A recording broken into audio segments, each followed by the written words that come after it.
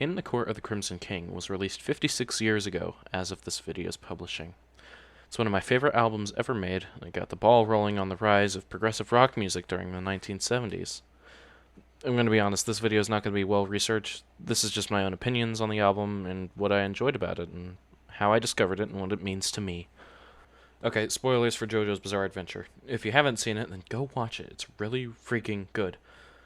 In JoJo's Bizarre Adventure Part 5, Vintoreo, the main villain's ability is named King Crimson, and its secondary ability is named Epitaph. I already knew that in JoJo, the creator, Hirohiko Araki, names abilities and characters after certain bands, like Josuke's Crazy Diamond. So, as I've done before, I looked up the album and listened to it, and I thought it was really, really good. Now that I've grown a bit older, I look back at the album with a sense of slight nostalgia to a time where I was not in a perfect spot mentally. The album opens with the whirring of machines, and then launches into the amazing 21st Century Schizoid Man, a great introduction to the album. The opening riff kicks in with lyrics about reality in the 21st century of neurosurgeons and politicians' funeral fires, sung by Greg Lake through a filter. The song has some influence from bebop in its structure with the middle parts and later parts, called mirrors.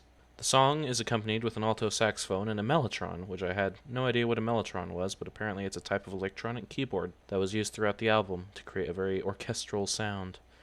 The song, to me at least, represents the balance of order and chaos with its structure, breaking up into loose instrumental parts, all moving on their own, and reforming several times. The second song, I Talk to the Wind, is the shortest song on the album at 6 minutes and 5 seconds. It's about... well, I suppose explaining it is useless if I don't exactly know what it means.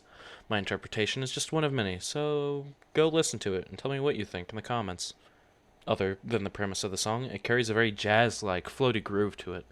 The keyboard in the song feels very Masayoshi Takanaka-esque to me, and nearing the end of the song, it's one of the sickest flute solos I've ever heard. Epitaph is the third song on the album, and my personal favorite. It has more of an unnerving flow to it, with an eerie acoustic guitar strumming throughout the parts of the song.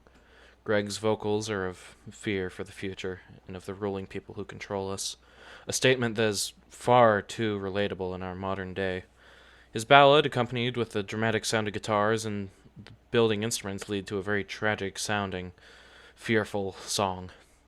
Before we move on to the last two songs, I just want to talk about the percussion and the album as a whole. Michael Gill's drumming on this album is just really, really hits me in a way that I can't explain.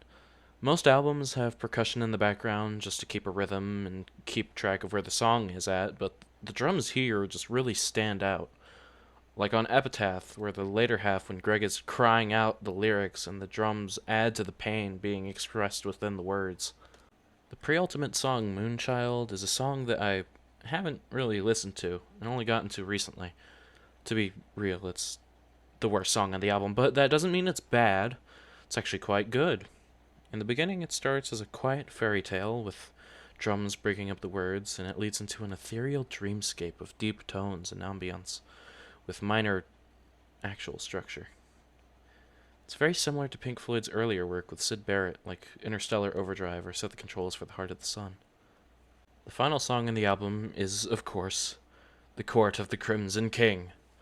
Its guiding guitars and percussive instruments underscore the magical vocals that tell of the beings that surround and inhabit the court.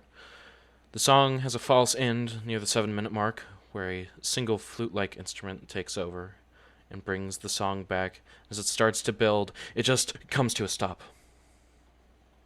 The machines from 21st Century Schizoid Man come back, silently in the background, and then the album closes. In the Court of the Crimson King is one of the best albums ever made. It's influenced some of the greatest bands, and it still stands on its own. Some of the messaging in this album is more true than ever, and it combines feelings of dread from our modern day feelings of pain and suffering with old feelings of whimsy and joy from fairy tales long ago. And I and many others really enjoy this album and what it represents, and that's why it's one of the greats. Hey, I hope you enjoyed the video. Doing scripted content is a bit out of my comfort zone, and that's why I did it in the first place. So, go check out the album, and if you want more content like this, subscribe. It means a lot.